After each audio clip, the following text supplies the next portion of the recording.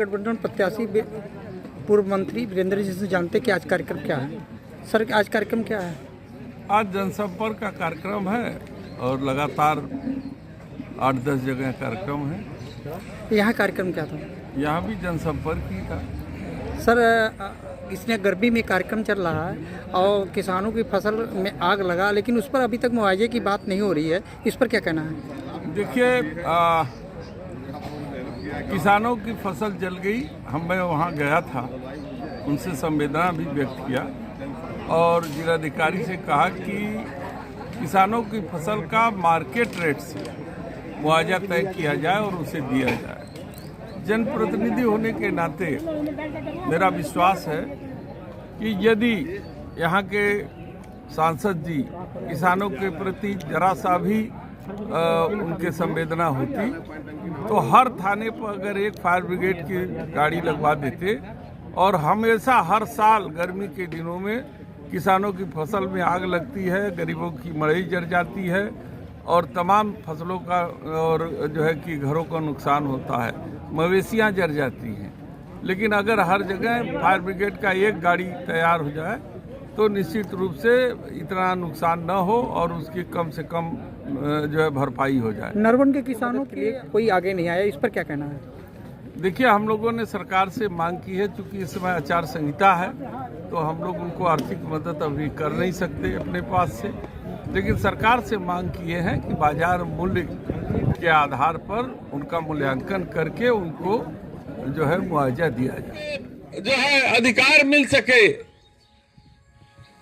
महिलाओं को पुरुषों के बराबर खड़ा किया गया। जहां आपको पढ़ने लिखने का अधिकार नहीं था, आपको पूजा का अधिकार नहीं था, वो अधिकार धीरे धीरे धीरे हमारे संविधान ने आपको ला करके हमारी पंक्ति में खड़ा कर दिया और लोगों के बीच में बराबरी का दर्जा देने का काम किया।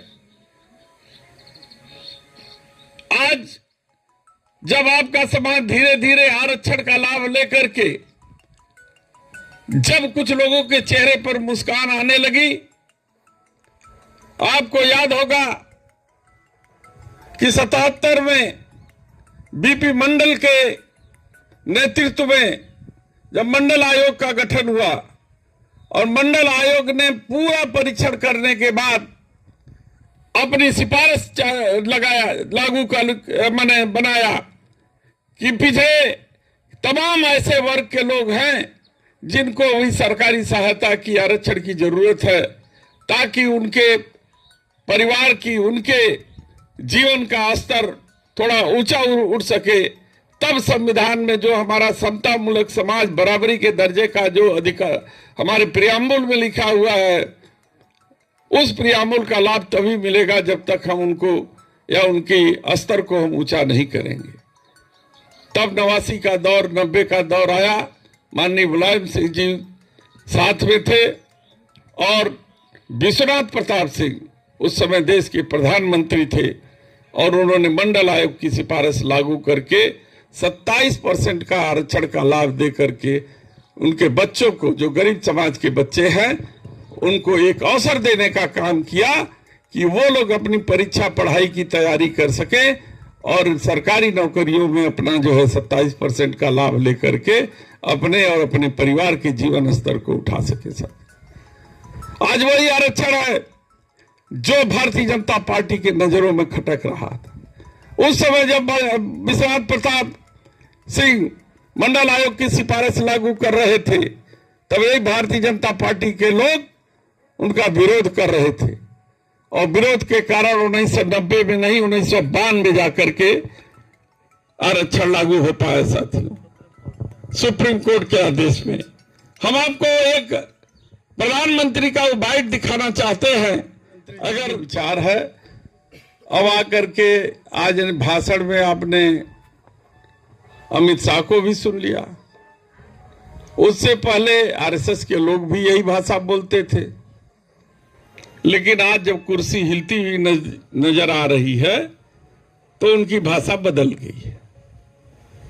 इसलिए मैं आप लोगों से निवेदन करना चाहता हूं साथियों कि आप अपने हक की लड़ाई को खुद समझिए और जो जब तक संविधान की जो मूल भावना है हमारी कि सबको बराबर का अधिकार मिले आर्थिक और सामाजिक रूप से, ये आरक्षण जब तक नहीं मिलेगा तब तक गरीब समाज कैसे उठ करके हमारे बराबरी के ऊपर आएगा और समाज में अपना स्थान ले पाएगा।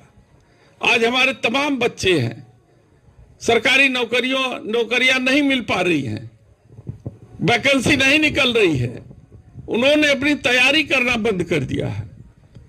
आज बच्चों के चेहरे पर उदासी है।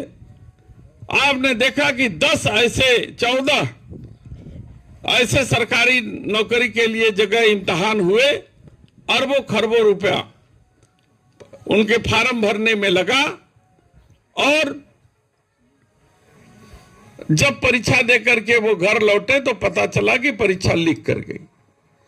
आज सरकार के ऊपर से हमारे नौजवान साथियों का, गरीब बच्चों का विश्वास उठ गया है, इसलिए वो तैयारी नहीं कर रहे हैं, इसलिए वो हिचक रहे हैं।